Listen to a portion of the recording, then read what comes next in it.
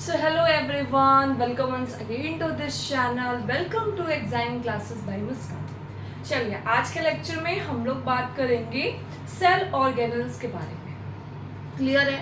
पहले मैंने आपको बताया है साइटोप्लाज्म क्या होता है. अब हम बात करेंगे कि सेल ऑर्गेनल्स होता क्या है और उसके स्पेसिफिक एक ऑर्गेनल्स के बारे में आज हम डिटेल में बात करेंगे.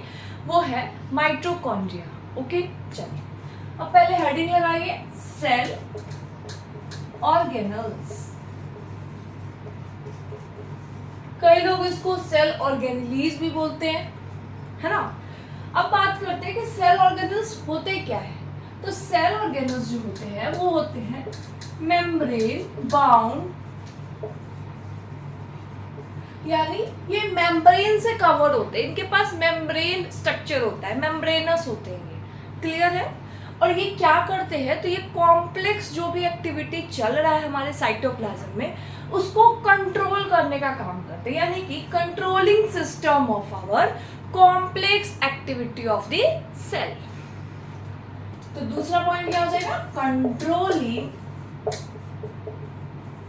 System of complex activity of the cell.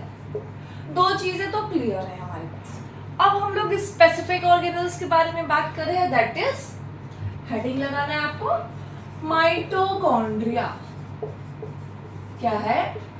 Mitochondria.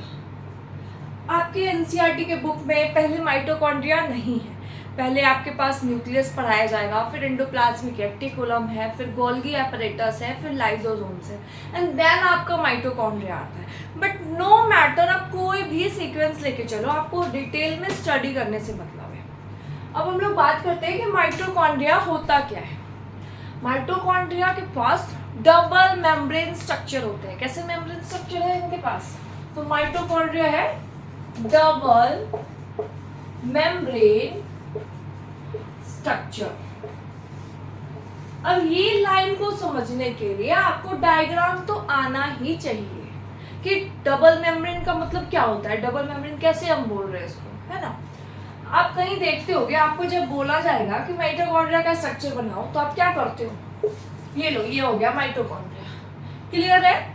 आप भी ऐसे बनाए होगे माइटोकॉन्ड्रिया की structure, but this is completely wrong structure.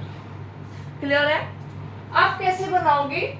First you will make outer membrane, then you will make inner membrane like this.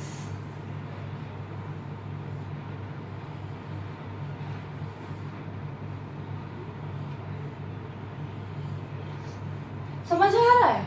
ये आउटर मेम्ब्रेन हो गया, ये इनर मेम्ब्रेन हो गया. और बीच में जो स्पेस दिख रहा है, जो थोड़े से खाली जगह दिख रहा है आपको, उसको हम बोलेंगे पेरिप्लाज्मिक स्पेस. क्या होता है देखिए, इसको हमने बोला आउटर मेम्ब्रेन, दूसरे वाले स्ट्रक्चर को बोला इनर मेम्ब्रेन, और लास्ट में जो स्ट्रक्चर है, जो बीच के स्पेस है आउटर इनर के बीच में कुछ ना कुछ खाली जगह है, उसको हम कह रहे हैं पेरिप्लाज्मिक स्पेस. क्या बोलते हैं? Periplasmic space. Outer membrane, inner membrane and बीच में जो स्ट्रक्चर है उसको बोलते हैं. इतने भी माइटोकॉन्ड्रिया है तो वो जो माइटोकॉन्ड्रिया है वो टू मेम्ब्रेन से मिलके बना है. ईच माइटोकॉन्ड्रिया, इसी सेंटेंस को मैं एक फ्रेम करके लिखवा रही हूं. Each mitochondria is made up of two membranous structure.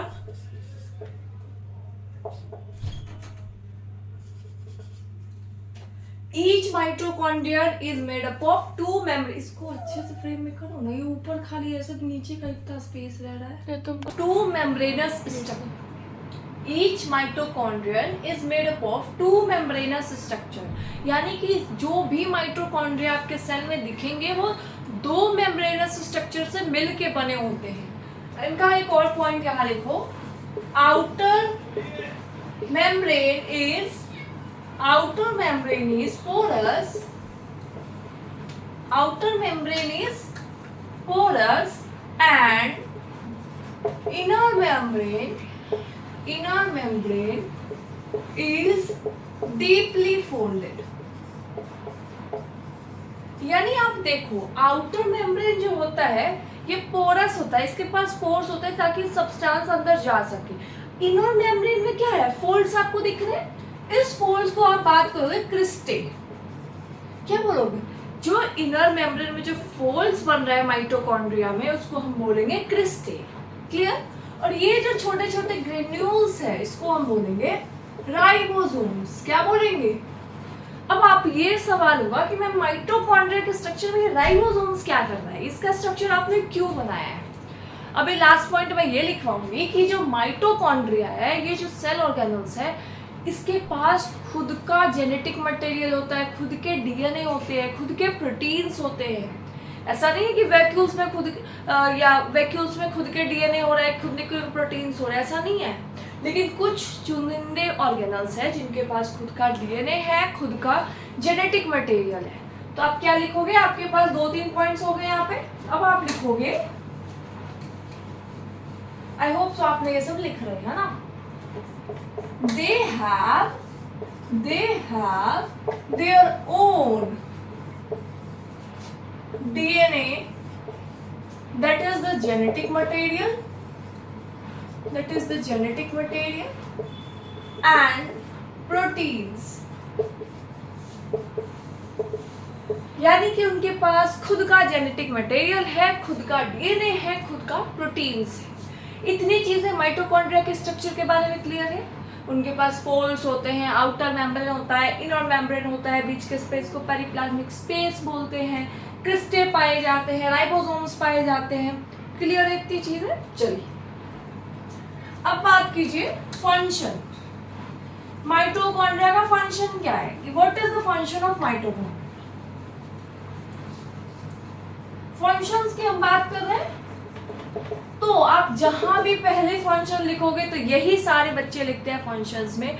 Mitochondria is called power house of the cell. Clear?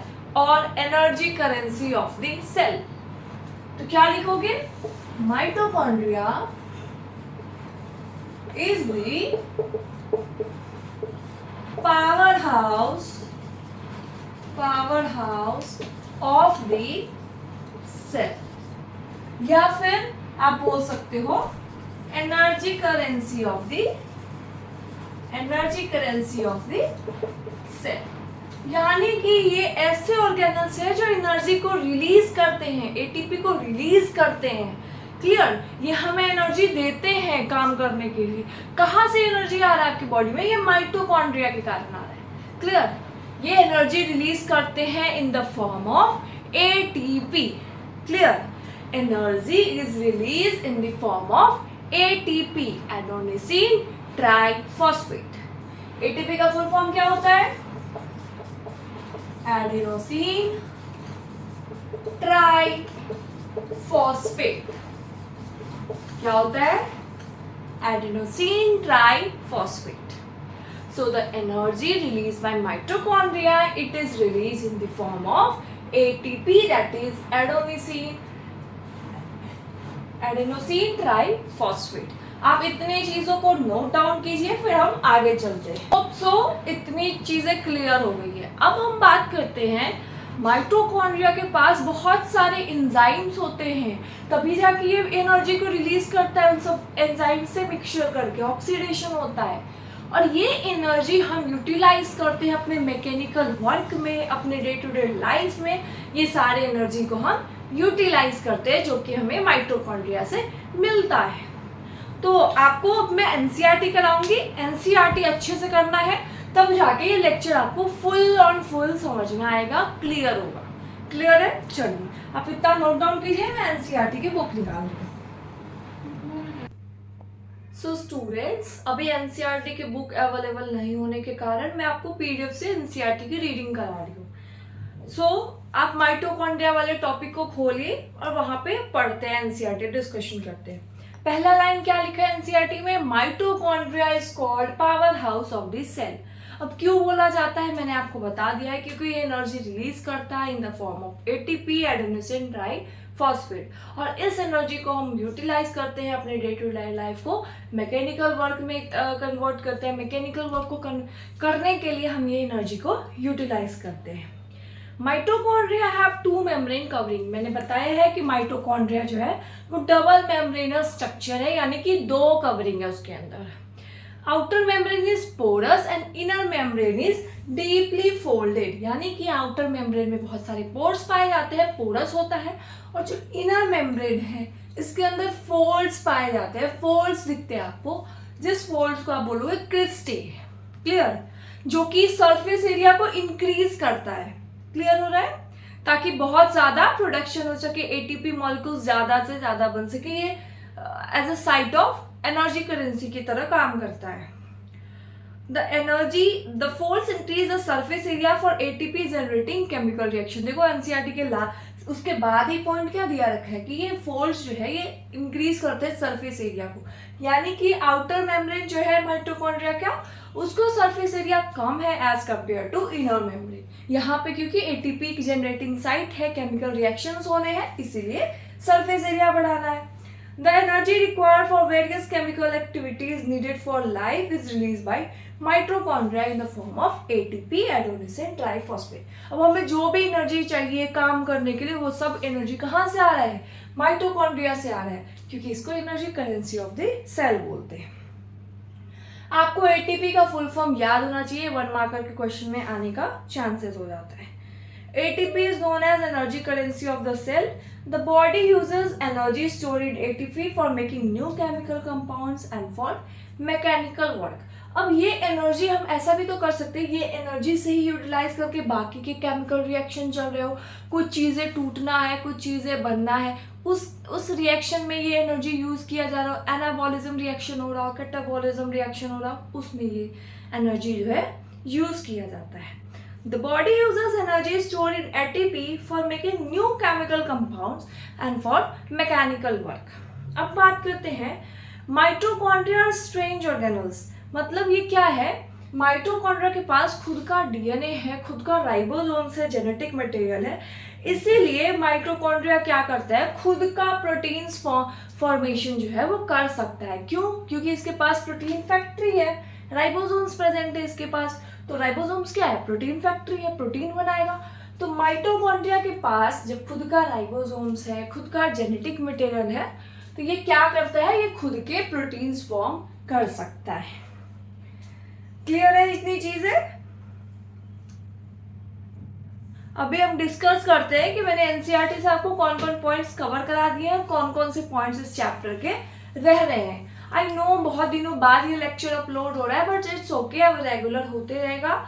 इस चैप्टर को हम लोग को जल्दी से जल्दी खत्म करना है। The fundamental unit of life का हमने पहला पन्ना तो कर ही लिया था, दूसरा पन्ना भी कर लिया था। थर्ड पेज का हमने प्लाज्मा मेम्ब्रेन वाले पोर्शन को स्टार्ट नहीं किया था, तो मैं प्लाज्मा मेम्ब्रेन एज मैंने पहले ही पढ़ा चुकी हूँ, तो मैं उसको एनसीईआरटी से भी कवर करा दूंगी। क्लियर है? सेल वॉल भी हो चुका है, वो भी कराना है। न्यूक्लियस नहीं हुआ है, साइटोप्लाज्म हो चुका है, उसको भी कराना है। यानी कि 3 टॉपिक एनसीईआरटी डिस्कशन रह रहा है, that is plasma membrane, cell wall and cytoplasm. Nucleus तो अभी मैंने कराया ही नहीं है। उसके बाद सेल ऑर्गेनल्स भी मैं एनसीईआरटी से एक बार रीड करा दूंगी। क्लियर है इतनी चीजें?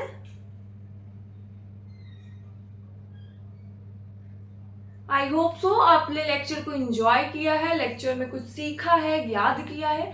ऐसे ही आप लेक्चर को देखते रहिए और एनसीईआरटी पढ़ते रहिए। Thank you.